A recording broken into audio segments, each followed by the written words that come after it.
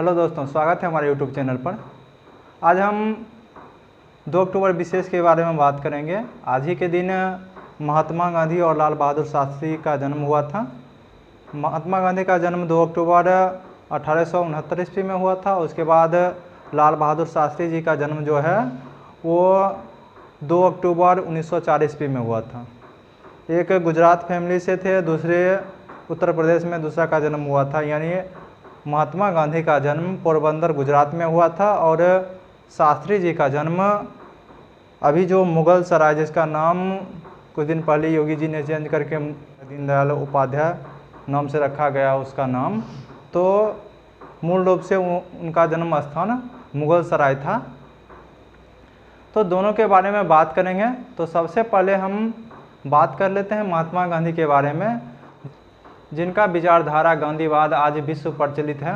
और इस गांधीवाद के फेमस होने का कारण क्या था, प्रसिद्धि होने का क्या कारण था, इसके बारे में हम देखेंगे।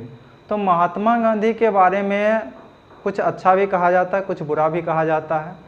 तो आप एक कहानी सुने होंगे कि अंधे को हाथी दिखाया गया, तो सबने हाथी का अलग अलग वर्णन किया था। यानी जिसको पेट छुआया गया था वो पेट के बारे में बताया कि हाथी एक ड्रम के समान होता है। जिसको पूँछ छुआया गया तो पूँछ बताया था कि हाथी क्या होता है कि पतला होता है। तो क्या है कि सभी जितना भी इतिहासकार थे, सभी ने महात्मा गांधी को अलग अलग दृष्टिकोण से देखा। तो हम उस दृष्टिकोण को लेकर चलेंगे कि कौन से इतिहासकार ने, यानी किस विचारधारा के इतिहासकार ने महात्मा गांधी को किस रूप में देखा। जैसे आप साम्राज्यवादी इतिहासकार की बात करते हैं, साम्राज्यवादी यानी उपनिवेशवादी जिसको कहा जाता है, तो आप कह सकते हैं साम्राज्यवादी जो जितना भी लेखक थे, यानी यूरोप के जितना भी लेखक थे, उन्होंने महात्मा गांधी को कुछ सवर्ण नेताओं का प्रतिनिधि कहा। और उन्होंने कहा कि ये क्या है कि ये ठेकेदार के समान क्या कर रहा है कि अलग अलग जगह अपना प्रतिनिधि विकसित कर रहे हैं। उसके बाद मार्क्सवादी के अनुसार आप कह सकते हैं, तो मार्क्सवादी महात्मा गांधी को बुर्जुआ वर्ग, आप पश्चिमी इतिहास पढ़ेंगे यानी विश्व इतिहास या पश्चिमी इतिहास पढ़ेंगे तो उसमें आप सर्वहारा वर्ग और बुर्जुआ वर्ग को देखेंगे। तो उन्होंने मार्क्सवाद के अनुसार महात्मा गांधी जो थे वो बुर्जुआ वर्ग के प्रतिनिधि करते थे। राष्ट्रवादी लेखक जितना भी थे, यानी भारत के राष्ट्रवादी लेखक जितना भी थे, उन्होंने महात्मा गांधी को एक संत घोषित कर दिया। आप जानते हैं कि किसी भी व्यक्ति को संत घोषित करना बहुत बड़े मायने रखता है। और आप किसी को संत घोषित कर देते हैं तो जनता ये आशा रखती है कि उनसे गलती नहीं हो सकती है, क्योंकि संत का अर्थ ही ऐसा होता है कि जो जल्दी कभी गलती ना करे। लेकिन महात्मा गांधी एक राजनेता थे और जिनको राष्ट्रपिता कहा जाता है, तो उनको एक संत के रूप में जनता देखते हैं। और थोड़ा सा भी उनके गलती होने पर रिएक्शन उनके अंदर बहुत ज़्यादा होता है। तो राष्ट्रवादी लेखक जितना भी थे, उन्होंने अति राष्ट्रवाद का परिचय देते हुए महात्मा गांधी को एक संत घोषित कर दिया। तो विभिन्न प्रकार के लेखकों के द्वारा इनका वर्णन विभिन्न प्रकार किया गया। और असल में गांधीवाद है क्या, हम ऐसा परिचय लेना चाहेंगे तो परिचय ले सकते हैं कि महात्मा गांधी एक व्यापारिक परिवार के थे, यानी वैश्य परिवार के थे। और उनके पिता जो थे, तो पिता उनका भी एक सम्मानजनक स्थान रखता था राजकोट में। तो उसके बाद उनकी माता भी धार्मिक थी, जिसका प्रभाव जो है महात्मा गांधी के जीवन पर पड़ा। उनका शादी भी जल्दी हो गया था। उसके बाद उनका जीवन का शिक्षा जो है वो उनके शहर में भी बीता। बाद में क्या हुआ कि उन्होंने वकालत की डिग्री करने के लिए लंदन गए, वहाँ से पढ़ाई करने के बाद भारत लौटे। उसके बाद 1893 में दादा अब्दुल्ला नाम का एक व्यापारी था, उसका केस लड़ने के लिए उन्होंने दक्षिण अफ्रीका गए। और जानते हैं कि दक्षिण अफ्रीका भी अंग्रेज़ों का गुलाम था, और अंग्रेज़ के गुलाम होने के कारण यहाँ का जो कानून चलता था वो भी कानून दक्षिण अफ्रीका में चलते थे। इसी कारण यहाँ के वकील भी वहाँ भी गए और वहाँ उन्होंने देखा कि वहाँ जितना भी भारतीय थे उनके साथ बहुत ज़्यादा अन्याय हो रहा है, यानी अश्वेत के प्रति बहुत ज़्यादा अन्याय हो रहा था। और वो अन्याय के शिकार खुद हुए थे। एक स्थान है दक्षिण अफ्रीका में, जोहान्सबर्ग नामक एक स्थान है।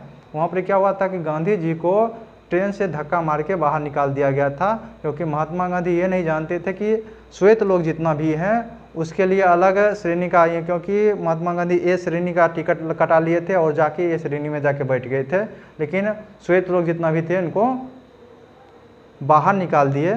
तो इसके कारण क्या हुआ कि महात्मा गांधी के अंदर एक प्रतिशोध का भावना जगा और उन्होंने क्या किया, सर्वप्रथम दक्षिण अफ्रीका में ही अपने अहिंसा का प्रयोग करके बहुत बड़ा आंदोलन खड़ा किया और वहाँ विजयी पाया। तो दक्षिण अफ्रीका में जो प्रयोग किया गया था, उस प्रयोग के जब वो भारत लौटे 1915 ईस्वी में, तो उन्होंने देखा कि भारतीय व्यक्तियों के साथ भी ऐसा हो रहा है और हम दूसरे देश में जाके ऐसा किए, लेकिन हमारे देश के व्यक्ति ही उस समस्या से जुड़े हुए हैं। तो उस सबसे पहले गोपाल कृष्ण गोखले से जाकर मिले, जिनको उन्होंने अपना राजनीतिक गुरु माना। तो गोपाल कृष्ण गोखले के द्वारा कहा गया कि आप देश के राजनीतिक में उतरने से पहले आप देख लीजिए कि देश का राजनीतिक यानी देश का जनता कैसा है। तो उन्होंने सबसे पहले क्या किया कि देश का भ्रमण करना शुरू कर दिया। आप जानते हैं कि पहले ज़माना में कहा जाता था, अभी भी कहा जाता कि किसी भी बीमारी को पकड़ने के लिए नस को टटोलना बहुत ज़रूरी होता है। तो उन्होंने भारतीयों को नस को टटोलना शुरू कर दिया कि भारतीय जनता का जुड़ाव आखिर कहाँ से होता है, क्योंकि महात्मा गांधी के आगमन से पहले आप जानते हैं कि अंग्रेज एक अधिकारी था, उनके द्वारा क्या किया गया था, 1885 ईस्वी में कांग्रेस की स्थापना की गई थी। और कांग्रेस में क्या था कि नरम दल का वर्चस्व था, उसके बीच में गरम दल भी आया था, लेकिन गरम दल में हिंसा के कारण, यानी बाल गंगाधर तिलक थे जो गरम दल के नेता थे, उनको पकड़े जाने के बाद धीरे धीरे क्या हुआ था कि नरमी और गरम के बीच में आपस में ही लड़ाई चल रहा था। आप जानते होंगे कि सूरत विभाजन में ऐसा हालत हो गया था कि जूता चप्पल भी चला था अधिवेशन में। तो ये महात्मा गांधी के आने से पहले कांग्रेस का हाल था। और उस समय नेता जितना भी होते थे, ऐसा समझा जाता, नेता का मतलब ऐसा हुआ उसके पास बहुत ज़्यादा सम्मान और साथ में बहुत ज़्यादा सुख सुविधा चलना चाहिए। लेकिन गांधी जी जैसे ही राजनीतिक में आए तो उनको राजनीतिक में आने से पहले उन्होंने भारत दर्शन किया और बताया, जाना कि भारत के बारे में कैसा भारत का व्यक्ति है। और उनके लौटने के बाद बिहार के एक राजकुमार शुक्ल के अनुरोध के बाद उन्होंने बिहार के पश्चिम चंपारण में आए, चंपारण जिला उस समय कहलाता था, चंपारण जिला में आकर उसके बाद वहाँ से उन्होंने चंपारण सत्याग्रह शुरू किया, जो भारत में महात्मा गांधी का पहला आंदोलन था, यानी पहला सत्याग्रह का प्रयोग था। और सत्याग्रह का प्रयोग उन्होंने उसके बाद खेड़ा में जाकर भी किया। तो ये इनका प्रयोग जो साथ में था, इसी प्रयोग को उन्होंने क्या किया कि ये आगे भारत के स्वतंत्रता आंदोलन में देखा गया उसका प्रभाव।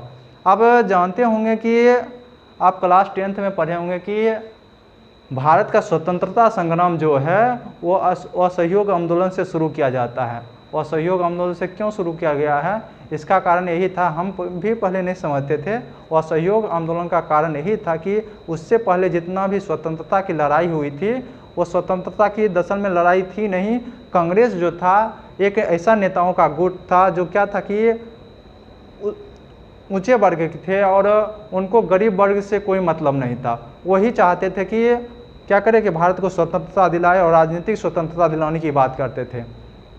तो ये बड़े लोगों के मन में था, लेकिन उसको धरती पर वो लोग नहीं ला सके। यानी कितना भी कोई बाल गंगाधर तिलक के द्वारा कुछ कोशिश भी किया गया धरती पर लाने के लिए, लेकिन तब पर भी बहुत सारे नेता ऐसे थे जो ज़मीन पर उस प्रभाव को नहीं उतार पाए। यानी उस समय का नेता का मतलब यही था जो सुख सुविधा से संपन्न हो। ऐसा माना जाता है कि फिरोज शाह जब चलते थे तो उनके लिए अलग सैलून लगाया जाता था ट्रेन में। तो ये सब उस समय एक बुर्जुआ वर्ग, आप जिसको कह सकते हैं बुर्जुआ वर्ग का प्रतिनिधि नेता होते थे। और नेता का काम यही था कि जितना भी हो कुछ समस्या, बड़े लोगों का समस्या जितना भी हो उसको सामने लाया जा सके। उसके अंदर जितना भी श्रमिक वर्ग थे, गरीब वर्ग थे, उसको उस प्रभाव से दूर रखा गया। लेकिन गांधी जी जैसे ही आए इस आंदोलन में तो उन्होंने देखा कि इस प्रकार आंदोलन करने से भारत की आज़ादी नहीं हो सकती है। भारत की आज़ादी करने के लिए धरती के स्तर पर जितना भी व्यक्ति है, यानी श्रमिक वर्ग, मजदूर वर्ग को भी साथ लेकर चलना होगा। आप जब तक राजनीतिक में इसको साथ लेकर नहीं चलेंगे तब तक आप क्या कर सकते हैं, राजनीतिक स्वतंत्रता प्राप्त नहीं कर सकते हैं। तो उन्होंने गरीब व्यक्ति को अपने साथ में लेने के लिए गरीब के यानी गरीबी लिबास धारण किया, क्योंकि जितना भी पहले नेता आते थे गांव में तो वो टोपी लगा के सूट बूट में चलते थे। तो आप जानते हैं कि गरीब लोग कभी उसको अपना नेता मान ही नहीं सकते हैं। अभी भी खास करके ऐसा देखा जाता है कि नेता में गांधीवाद के प्रति जाते हैं कि ऐसा बन के चलेंगे ताकि हमें वोट ज़्यादा मिले। तो उस समय क्या था कि नेता सूट बूट में जाते थे, जिसको यहाँ के जितना भी व्यक्ति थे वो भी उसको अंग्रेज ही मानते थे। अभी अंग्रेजियत का प्रभाव उसके ऊपर भी था। तो महात्मा गांधी का कहना यही था कि हमें यहाँ के गवर्नर से डर नहीं है, हमें अंग्रेज से डर नहीं है, हमें अंग्रेजियत से डर है, यानी पश्चिमी जितना भी व्यवस्था है, पश्चिमी व्यवस्था से हमें बहुत ज़्यादा डर है। यानी धीरे धीरे यहाँ के व्यक्ति पश्चिमी सभ्यता के आदी होते जा रहे हैं। उन्होंने क्या किया कि पश्चिमी सभ्यता का विरोध किया। आप जानते होंगे, अगर आप घर में हैं, जो आपके पुराने बुजुर्ग हैं, अगर मोबाइल आप देख रहे हैं और मोबाइल के बारे में आपको किसी गार्जियन के द्वारा विरोध किया गया तो उनका सपोर्ट किया जाता है, क्योंकि वो आधुनिकीकरण को नहीं देखा है। आप मोबाइल चला रहे हैं तो अगर किसी ने विरोध कर दिया तो वो फुल सपोर्ट में आ जाते हैं, क्योंकि ये उनका आधुनिकीकरण नहीं हुआ है। उसी प्रकार क्या हुआ कि यहाँ के व्यक्ति जैसे ही क्या हुआ कि महात्मा गांधी ने आधुनिकीकरण का विरोध किया, तो उसके साथ क्या हुआ कि यहाँ के जनता जिनका आधुनिकीकरण नहीं हुआ था, उन्होंने जमकर उसका साथ देना शुरू किया। क्योंकि इसके चलते क्या हुआ कि आपको देहाती गवार नहीं कहा सकता, आप आधुनिकीकरण नहीं हुए, आपके पक्ष में बोला जा रहा है कि आप आधुनिकीकरण की ओर नहीं गए हैं, आप पुराने सभ्यता की ओर चलें। तो ये महात्मा गांधी के वर्ग से जुड़े हुए के मामला था। और वर्ग से आप तभी जुड़ सकते हैं जब क्या करेंगे, आप जन सम्मान का लिबास पहनेंगे और जन सम्मान की भाषा का ज्ञापन करना पड़ेगा। जैसे आप कह सकते हैं कि रामायण जिस समय लिखा गया था उस समय उतना प्रसिद्ध नहीं हुआ था, लेकिन जैसे ही तुलसीदास के द्वारा रामचरितमानस लिखा गया, जो अवधी भाषा में लिखा गया था, जैसे ही उनके द्वारा लिखा गया तो रामायण घर घर में चलने लगा और रामायण बहुत ज़्यादा फेमस हो गया था। क्योंकि संस्कृत सभी व्यक्ति नहीं पढ़ सकते थे, अवधी भाषा अधिकतर लोग पढ़ सकते थे और समझ सकते थे, इसलिए उसका रामचरितमानस का प्रचलन बहुत ज़्यादा हुआ। तो महात्मा गांधी कहीं भी सम्मेलन में जाते थे तो रामचरितमानस का दोहा चौपाया इस प्रकार बोला करते थे, जिसके कारण क्या हुआ कि जन सम्मान में एक भावना जगी कि यही आदमी क्या हो सकता है, हमारा नेता हो सकता है। आप उनका लिबास भी देखे होंगे, तो लिबास में एक ही धोती को पहनते भी थे और ओढ़ते भी थे। ये प्रतीत करवाता था कि ये भी एक गरीब ही है और हमारा प्रतिनिधित्व करता है। क्योंकि आप सूट बूट पहन के अब जैसे ही उससे अलग दिखने की कोशिश कीजिएगा, जन सम्मान से अलग देखने की कोशिश कीजिएगा, तैसे ही व्यक्ति समझेगा कि आप उसका प्रतिनिधि नहीं कर रहे हैं। और गांधी जी का ये भी मानना था कि राजनीतिक का स्तर जो होना चाहिए, यानी राजनीतिक स्वतंत्रता जब भी होना चाहिए तो गांव स्तर से शुरू होना चाहिए। जैसे आप ग्राम पंचायत अभी देख रहे हैं, तो ग्राम पंचायत का सोच जो है वो महात्मा गांधी का ही था। यानी राजनीतिक का पहला स्तर जो होना चाहिए वो ग्राम पंचायत ही होना चाहिए, जिसको बाद में 1992-93 में संशोधन के द्वारा पूर्ण रूपेण से लागू किया गया था, यानी संवैधानिक रूप दिया गया था। पहले चलता था लेकिन संवैधानिक रूप दिया गया था संशोधन के बाद। तो ये जो कथन था ये महात्मा गांधी का ही था। और भारत में त्रिस्तरीय सरकार का जो गठन किया गया है ये सभी महात्मा गांधी के सोच का परिणाम था। नहीं तो जितना भी था, नेता का मतलब ये होता कि ऊपर वर्ग का ही प्रतिनिधित्व करके रह जाता है। अभी भी ऐसा देखा जा रहा है कि नेता का मतलब ऊपरी वर्ग का ही प्रतिनिधित्व करता है, निचली वर्ग को लेकर नहीं चला जाता है। तो गांधीवाद जो शुरू होता है, गांधीवाद का शुरुआत ही अहिंसा से होती है। उनका कहना यही था कि किसी व्यक्ति को अगर उसको अहिंसा के प्रति रुझान पैदा करना है तो वो कुछ भी करे, उसका जवाब जो है वो अहिंसा से ही देना है। इसका मतलब ये नहीं हुआ कि वो हमेशा अहिंसा ही चाहते थे। आप महात्मा गांधी वर्ग से जोड़ना चाहते थे उसको। जैसे आप कह सकते हैं कि जैसे ही हिंसक क्रांति की बात होती है तो हिंसक क्रांति में कोई जल्दी भाग लेना नहीं चाहता है। कोई वैसा ही युवा नेता होते हैं जो क्या करते हैं कि हिंसक क्रांति में भाग लेना चाहते हैं, इसमें तो महिला की भागीदारी हो नहीं सकती है, सभी आदमी इसमें भागीदारी नहीं ले सकता है। इसलिए कि उन्होंने क्या किया, अहिंसक क्रांति की रास्ता अपनाया, जिसके कारण क्या हुआ, जन सामान्य बहुत ज़्यादा मात्रा में जन सामान्य के लोग उनसे जुड़े और कांग्रेस से भी जुड़ना शुरू कर दिया। कभी कभी ऐसा प्रश्न उठता है कि महात्मा गांधी चाहते तो भगत सिंह को बचा लेते। हाँ, ऐसा हो सकता था, लेकिन हुआ नहीं। इसका कारण यही था कि आप जिस रूप में छवि बनाए हुए हैं, आप एक अहिंसक व्यक्ति के रूप में छवि बनाए हुए हैं, आप जैसे ही हिंसा की सहायता करेंगे और हिंसा के बारे में बोलेंगे, तैसे ही आपको ढोंगी मान लिया जाएगा और आपका जो प्रभाव है व्यक्ति के साथ साथ सभी सरकार और व्यक्ति के बीच में ऐसा फैल जाएगा कि आप ढोंगी हैं और आपका विचार जितना भी होगा वो तहस नहस हो जाएगा, यानी आपकी मेहनत बेकार चली जाएगी। तो आप जानते हैं कि आप अंग्रेज जो उस समय अपराजय ऐसा माना जाता था, जनता के बीच में ऐसा प्रचलित था कि अंग्रेज अपराजय है, इसको पराजित नहीं किया जा सकता है। आप उसके प्रति अगर हिंसक क्रांति करते हैं तो क्या होगा, को हिंसक को आसानी से दबाया जा सकता है। लेकिन आप जैसे ही अहिंसा की बात करते हैं, ऐसा देखा गया कि अहिंसा की जितना भी बात हुआ और अहिंसा यहाँ के लोगों के द्वारा किया गया, उधर से लाठी मिलती रही और इधर से बिना लाठी का जवाब मिलता रहा, यानी चुपचाप मार खाते रहे लोग। और अंग्रेज लाठी मारकर भी हार रहा था और गांधी जी लाठी खा के भी जीत रहे थे। तो ये परंपरा चल रही थी और इधर से कोई जवाब नहीं, उसके प्रति कोई रोरेबाजी नहीं किया जा रहा था, जिसके कारण क्या हुआ कि अंग्रेज के अंदर जितना भी था वो डर समा गया था अहिंसा के प्रति। और आप मानेंगे कि जिस समय वही गांधी जी को आप देखेंगे कि असहयोग आंदोलन के, यानी आप कुछ भी कीजिए, असहयोग मतलब क्या हुआ कि आपके शासन में, यानी आप रहिए ठीक है, लेकिन हम आपका काम नहीं करेंगे, हम पश्चात जितना भी पश्चिमी संस्कृति है उसका समर्थन नहीं करते हैं। उन्होंने यहाँ तक कह दिया कि डॉक्टर वकील सब ये देश की जनता को, यानी देश को खा जाएगा, इस प्रकार की पद्धति उन्होंने अपने भाषा में कही थी। पूरी तरह से भाषा उनका याद नहीं है, लेकिन ये है कि उन्होंने उनके द्वारा ये बात कही गई थी। आप महात्मा गांधी के किताब के बारे में जानते होंगे, हिंद स्वराज। हिंद स्वराज में उन्होंने क्या कहा कि नैतिक स्वतंत्रता मिलना चाहिए। व्यक्ति जिस समय नैतिक रूप से स्वतंत्र हो जाए, यानी आप खुद में अपना सुधार कर लेंगे, तो क्या होगा, देश भी सुधर जाएगा, देश का नेता भी सुधर जाएगा। इस पद्धति को महात्मा गांधी लेकर चलते थे। आप इस समय आप गलत मान सकते हैं या सही मान सकते हैं, ये आपके ऊपर निर्भर करता है। आप जिस दृष्टिकोण से देखेंगे वो उसी रूप में दिखाई पड़ेगा।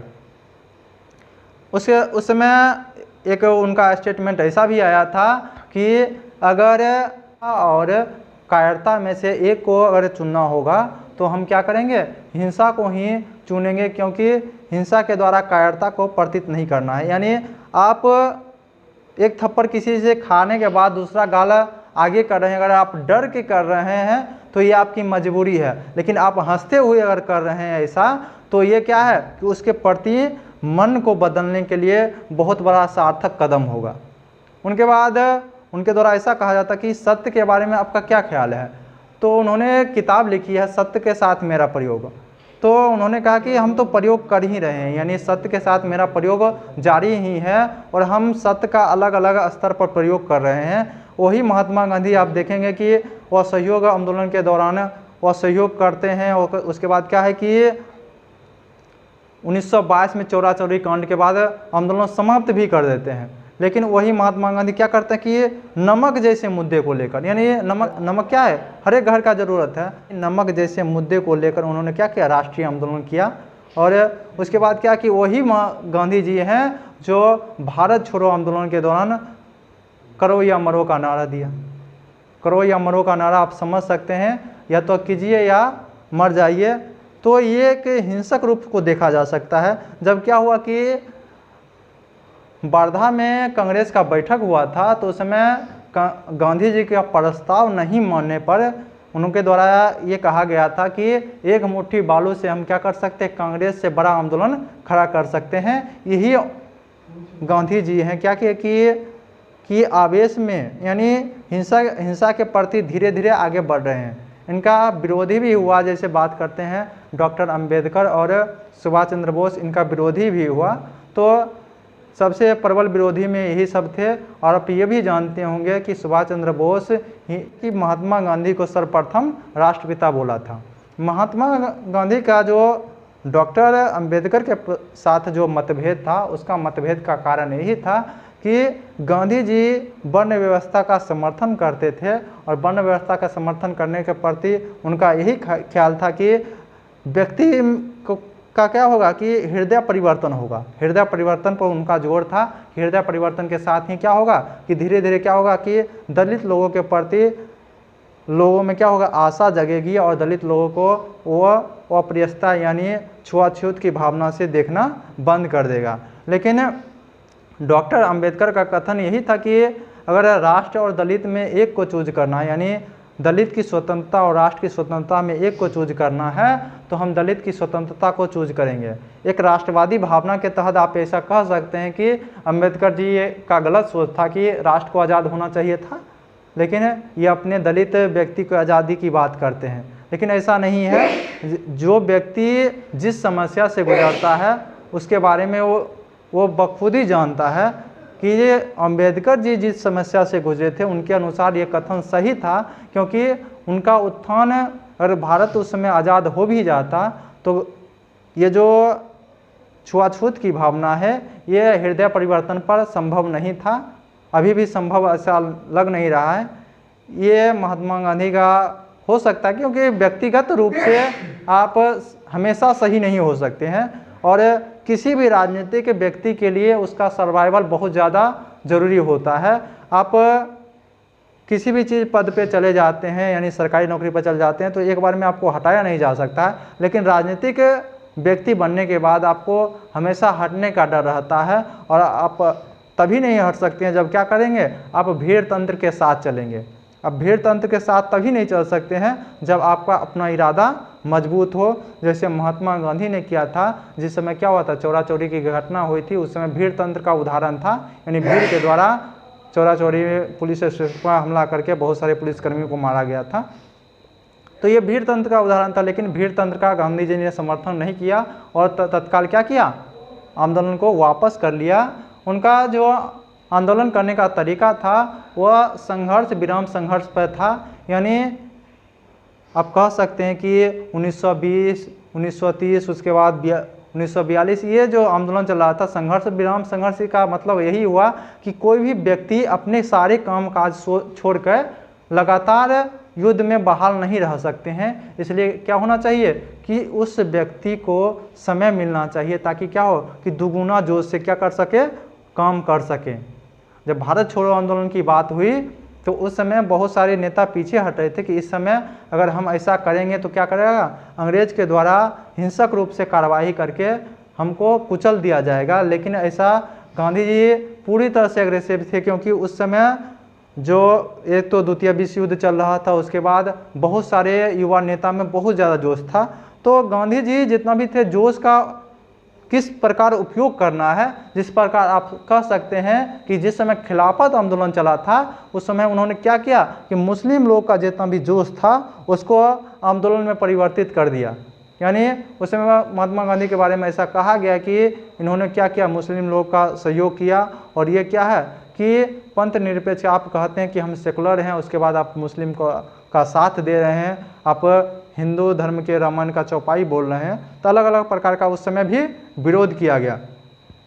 तो ऐसा बात नहीं है कि हर एक व्यक्ति का विरोध होता है, लेकिन एक राजनेता के रूप में यानी महात्मा गांधी का मेन उद्देश्य था कि भारत की आज़ादी कैसे मिलनी है। तो उन्होंने क्या किया, जन सम्मान से आप थोड़ा सा वर्ग संघर्ष की बात करेंगे, थोड़ा सा वर्ग लेकर क्या करेंगे, आप आक्रमण करेंगे तो राजा के द्वारा क्या हो सकता है, आसानी से उसको दबाया जा सकता है। जैसे आप कह सकते हैं कि हमारा देश का जो राजनीतिक आधार था वह अहिंसा के ऊपर था। अहिंसा के होने के कारण क्या था कि ऐसा प्रश्न कभी कभी रहता है कि महात्मा गांधी नहीं होते तो भारत का आज़ादी का स्वरूप कैसा होता। डेट चेंज हो सकता था कि 47 के बदले 48 हो सकता है या 45 में ही आज़ादी मिल जाती। तो डेट के ऊपर कोई अथी नहीं है, ये तो इतिहास के गर्व की बात है कि इतिहास किस प्रकार वैसा हो सकता। तो ये तो अब संभव नहीं है कि महात्मा गांधी को हटाकर फिर से देखा जाए। ये तो रसायन विज्ञान का एक्सपेरिमेंट नहीं है कि आप ये चीज़ नहीं डालेंगे तो इसका उत्पाद क्या बनेगा, तो ऐसा बात है नहीं, ये तो इतिहास है कि महात्मा गांधी को हटाया नहीं जा सकता है। कुछ परिवर्तन हो सकते थे, जैसे पंचायती राज संविधान में नहीं होता, उसके बाद मद्य निषेध, महिलाओं के प्रति जो महात्मा गांधी का जो एक रुख था उस समय वो बहुत ज़्यादा था, और अहिंसक आंदोलन होने के कारण किसी भी महिला का पति उस रोकते नहीं थे। रोकने का नहीं कारण यही था कि अहिंसक आंदोलन था और खतरा का कोई डर ही नहीं था, जिसके कारण किसी का भी पति उसको नहीं रोकता था। जिसके कारण क्या हुआ कि आंदोलन में महिलाओं की भागीदारी बहुत ज़्यादा हुई, और आप कहीं कहीं देखिएगा तारी आंदोलन में बहुत सारे आंदोलन जो है वो साथ चला था, और जगह जगह महिलाओं के द्वारा तारी और शराब के घैले को फोड़ा गया था। तो ये सब महात्मा गांधी का ही प्रभाव था। महात्मा गांधी नहीं होते तो क्या है कि आप जिस अहिंसा से भारत की आज़ादी पाए हैं, तो भारत का आज़ादी पाने के बाद भी अभी तक 76 वर्ष होने वाला है। तो ये क्या है कि ऐसा आप देख सकते हैं कि पाकिस्तान में क्या हुआ कि संघर्ष करके यानी युद्ध करके लिया गया था। तो आप देखेंगे अभी भी पाकिस्तान जो है अराजकता की स्थिति से गुजर रही है, लेकिन भारत क्या है कि अहिंसा की स्थिति में बना हुआ है। आज भी हमारा देश सर्वाइवल कर रहा है, और बहुत सारे यूरोपीय विद्वानों ने माना था कि, और ख़ास करके चर्चिल जो बहुत बड़ा महात्मा गांधी का विरोधी था, और वो तो महात्मा गांधी को अर्धनग्न फकीर भी कहता था। तो ये सब उनकी बात थी, और हमेशा महात्मा गांधी से चिढ़ रहता था कि ये बूढ़ा मरता क्यों नहीं है। तो इस प्रकार का चिढ़ रहता था, क्योंकि उन्होंने क्या था कि अंग्रेज को ख़त्म नहीं किया था, अंग्रेजियत को ख़त्म करने की कोशिश की थी, और अंग्रेजियत की ख़त्म करने के कोशिश में उन्होंने भारत की आज़ादी देने में क्या महत्वपूर्ण भूमिका निभाई। कभी कभी व्यक्ति इस बात को भी न्याय नहीं कर पाते हैं कि महात्मा गांधी का हत्या जो किया गया था ठीक किया गया था, नाथूराम गोडसे के द्वारा हत्या किया गया था जिस समय।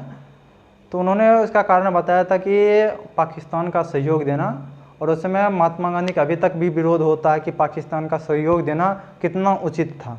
आप अभी मान सकते हैं कि पाकिस्तान का क्या होना चाहिए कि विरोध होना चाहिए, और पाकिस्तान के नागरिक को सहयोग नहीं देना चाहिए। लेकिन जिस समय देश का विभाजन हो रहा था, और देश के विभाजन होते समय क्या हुआ था कि महात्मा गांधी के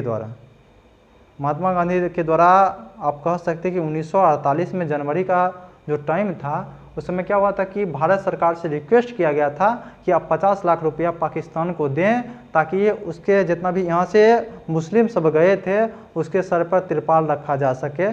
तो क्या उधर से जो आया था उसके लिए तो सर्वाइवल यहाँ हो गया था। अभी भी बहुत सारे बड़ संघर्ष से गुजर रहा है, किसी का नागरिकता नहीं मिला हुआ था। कुछ दिन पहले नागरिकता अधिनियम में ऐसा चल रहा था। तो ये क्या है कि यहाँ से जितना भी व्यक्ति गए थे तो उसके पास रहने का जगह नहीं था, जिसके चलते ऐसा कहा जाता है कि गांधी जी ने भूख हड़ताल किया था। तो भूख हड़ताल जस्टिस से ऐसा किया जाता है कि भूख हड़ताल महात्मा गांधी उसके लिए नहीं किए थे। भूख हड़ताल का यही कारण था कि उस समय जितना भी सांप्रदायिक दंगा हुआ था, सांप्रदायिक आप जानते हैं कि सांप्रदायिक दंगा तभी होता है जब कोई नेता उसका सहयोग करता है। जैसे पाकिस्तान के सांप्रदायिक दंगा का मुख्य कारण था मोहम्मद अली जिन्ना के द्वारा, और कुछ भारतीय नेता भी उसमें सहयोग कर रहे थे, जिसके कारण सांप्रदायिक दंगा क्या हुआ था कि 1947 यानी देश का विभाजन ऐसे ही नहीं हुआ, इसमें बहुत सारे व्यक्ति मारे गए थे। और जिसने भी देश का विभाजन होते हुए देखा, आज भी वो सिहर उठता है उसके अथी में। और आप ये फिल्म देखे होंगे गदर जो मूवीज बनाया गया था, आप जो शुरुआती में देखेंगे तो उस समय की आप स्थिति, थोड़ा दूर का सीन जो बनाया गया था, आप उस स्थिति को देख सकते हैं कि कैसा भयावह स्थिति होगा। क्योंकि शुरू में ही दिखाया गया है, शुरू में जो स्थिति दिखाया गया है वो स्थिति कैसा स्थिति होगा, उस समय भारत की स्थिति वैसा थी। और गांधी जी के अनशन के द्वारा ही क्या हुआ था कि धीरे धीरे सांप्रदायिक दंगे बंद हुए थे। और आपको ये भी मालूम होगा जिस समय भारत आज़ाद हो रहा था तो कुछ प्रमुख नेता जो जितना भी थे जो शासन चलाने के लिए आगे आए थे, उन्होंने क्या था, वो तो दिल्ली में थे, लेकिन महात्मा गांधी ने सांप्रदायिक दंगा को रोकने के लिए कलकत्ता की यात्रा की थी। आप जानते हैं कि उस समय पूर्वी पाकिस्तान और पश्चिमी पाकिस्तान दोनों यानी पंजाब के तरफ तो आसानी से आ गया, लेकिन यहाँ जो था पूर्वी पाकिस्तान जो अभी बांग्लादेश है, वो अभी भी आप देखेंगे रोहिंग्या मुसलमान चलते अभी भी विवाद का विषय, कुछ दिन पहले एनआरसी का विषय के चलते विवाद है, क्योंकि यहाँ का नागरिकता और क्षेत्र का सही से विभाजन हो ही नहीं पाया था। और नहीं होने के कारण क्या हुआ था कि यहाँ में दंगा बहुत ज़्यादा मात्रा में हुआ था, क्योंकि वहाँ सिख संप्रदाय पड़ता है, जिसका कारण आसानी से विभाजन भी हो गया था। और तटरेखा की भी बात हुई, यानी जो रेखा खींची गई थी उस समय, तो रेखा की बात भी जैसे हुआ, रेड क्लिफ लाइन जो खींचा गया था, तो रेड क्लिफ लाइन भी जो भी खींचा गया था वो ठीक है, पाकिस्तान और अभी का भारत जो है उसके लिए ठीक है। लेकिन बांग्लादेश जो पहले पूर्वी पाकिस्तान था, वहाँ अभी भी रेखा सही स्पष्ट नहीं हो पाया था। कुछ दिन पहले तक भी क्या हुआ था, आदान प्रदान दोनों के बीच में क्षेत्र का हुआ था।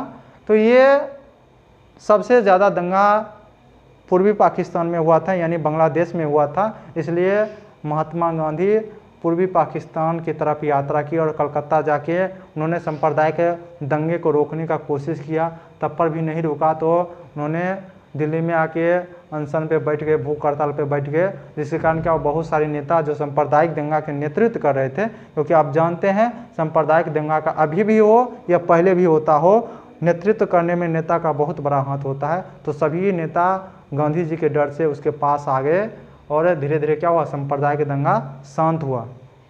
उसी के कुछ दिन के बाद यानी 30 जनवरी को नाथूराम गोडसे के द्वारा महात्मा गांधी को गोली मारकर हत्या कर दी गई थी। तो गांधी जी तो चले गए, लेकिन उनका गांधीवाद जो है अभी भी भारतीय राजनीतिक में बना हुआ है। जैसे आप 2012 में अन्ना हजारे का आंदोलन देख सकते हैं, जिसके द्वारा क्या हुआ था कि दिल्ली में जो अभी केजरीवाल का सरकार चल रहा था, वो अन्ना हजारे का आंदोलन का ही परिणाम है। और अन्ना हजारे को गांधीवादी नेता कहा जाता है। तो गांधीवादी का प्रभाव जो है अभी भी देखा जा सकता है। अब हम दूसरे नेता की बात करेंगे जिनका जन्मदिन आज ही है, वो है लाल बहादुर शास्त्री। लाल बहादुर शास्त्री का जन्म हम बता चुके हैं कि 2 अक्टूबर 1904 को हुआ था मुगल सराय में। तो वो एक साधारण परिवार के थे और उनका जो शिक्षा जो है वो बनारस में ही चला था। और बनारस में होने के बाद जब वो शिक्षित होने के बाद उन्होंने क्या था कि अपने जो टाइटल है श्रीवास्तव को हटाकर शास्त्री लगाया था। उसके बाद क्या था कि शास्त्री जी का राष्ट्रीय आंदोलन में क्या प्रभाव रहा कि 1942 में भारत छोड़ो आंदोलन के दौरान क्या किया गया था, शास्त्री जी के द्वारा जो महात्मा गांधी करो या मरो का नारा दिए थे, उन्होंने क्या किया था, करो या मरो के स्थान में करो या मारो का नारा देकर इस सिद्धांत को ही बदल दिया था और ये भी ज़्यादा प्रचलित हुआ था। इनको भी गांधीवादी विचारधारा का नेता माना जाता है। और ये एक ऐसे नेता थे, सज्जनता और सुशीलता के कारण इनको क्या किया गया था कि पंडित जवाहरलाल नेहरू के मृत्यु के बाद इनको प्रधानमंत्री बनाया गया था। और उससे पहले वो भारत के उप प्रधानमंत्री भी रहे। शास्त्री जी जब प्रधानमंत्री बने तो उनसे पहले 1962 में जो भारत और चीन में युद्ध हुआ था, जिसमें भारत की करारी हार हुई थी, उसी के बाद 1965 में क्या हुआ था कि पाकिस्तान के द्वारा भारत पर आक्रमण कर दिया गया था। और इस आक्रमण का बदला कैसे लेना है, इसके लिए उन्होंने मीटिंग बुलाई। और मीटिंग बुलाने के बाद तीनों सेना का जो प्रमुख था, यानी जल, थल और वायु सेना का प्रमुख, जब ये पूछा कि हमें क्या आज्ञा है सर, तो शास्त्री जी बोले कि आप लोग देश का रक्षा कीजिए, हमें बताइए कि हमें क्या करना है, एक प्रधानमंत्री के रूप में क्या करना है। यानी जल, वायु और थल सेना तीनों को खुली छूट मिल गई थी। और सेना ने भी क्या किया, उनके मन मुताबिक प्रदर्शन किया। और जिसके कारण क्या हुआ था कि 1965 में पाकिस्तान की करारी हार हुई थी।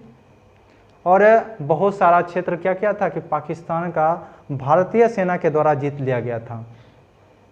जीतने के बाद क्या हुआ कि उस समय अमेरिकी नागरिक यानी अमेरिका के द्वारा युद्ध विराम करने, यानी कुछ दिन युद्ध विराम करने की घोषणा की मांग की गई, ताकि क्या करे कि अमेरिका जो पाकिस्तान में जितना भी अमेरिकी निवासी है उसको बाहर निकाल सके। और इसी युद्ध विराम में क्या हुआ था कि कुछ दिन के बाद यानी 9 जनवरी 1966 को सोवियत संघ में एक शांति सम्मेलन आयोजित किया गया था। और शांति सम्मेलन में ये बात पर सिग्नेचर करना था लाल बहादुर शास्त्री को कि जितना भी क्षेत्र हम पाकिस्तान से जीते हैं वो सभी लौटा देंगे। और अमेरिका और सोवियत रूस के द्वारा इस पे दबाव डाला गया था। जहाँ शांति समझौता हुआ था वो अभी के उज्बेकिस्तान का एक शहर है ताशकंद में, वहीं शांति समझौता का सम्मेलन कराया गया।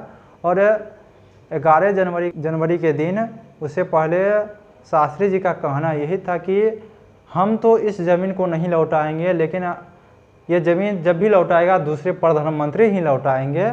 और इतना कहने के बाद वो सिग्नेचर तो कर देते हैं, लेकिन क्या होता कि 11 जनवरी को ही उनका एक रहस्यमय तरीके से मृत्यु हो जाता है, जिसकी जांच सरकार के द्वारा कराई नहीं गई थी। और क्या हुआ था ये तो रहस्य का विषय बना ही रह गया। बहुत बार मांग भी उठी इसकी जांच करने के लिए, लेकिन अभी तक इसके बारे में कोई खास जानकारी नहीं मिली। तो एक जो 1965 के युद्ध के समय इनके द्वारा जो नारा दिया गया था, जय जवान और जय किसान का, जो आज भी प्रसिद्ध है और हमारे भारतीय समाज में चला आ रहा है। तो इस प्रकार एक महान नेताओं का अंत हो गया था। और दोनों महान नेता जो अहिंसा के समर्थक थे, जिनका जन्म 2 अक्टूबर का हुआ था, जिसको लेकर आज का विषय रखा गया था 2 अक्टूबर विशेष का विषय। तो आज के लिए इतना ही। हम कभी भारतीय इतिहास के बारे में चर्चा करेंगे और बहुत जल्द इस पे वीडियो लेकर आएंगे आधुनिक भारत पे। तो उस समय महात्मा गांधी के जीवनी हो, जो भी चीज़ हो महात्मा गांधी के बारे में, और महात्मा गांधी का जितना भी आंदोलन हुआ उसके बारे में विशेष अध्ययन करेंगे। ये तो सिर्फ परिचय था और महात्मा गांधी और गांधीवाद के बारे में बताने का। जिस समय हम इतिहास की शुरुआत करेंगे उस समय देखेंगे कि ये दोनों नेताओं को, यानी आप महात्मा गांधी आज़ादी तक महात्मा गांधी, उसके बाद आज़ादी के बाद की भारत जिस समय पढ़ेंगे तो आज़ादी के बाद के भारत में लाल बहादुर शास्त्री का जिक्र ज़रूर होगा। तो आज के लिए इतना ही, धन्यवाद।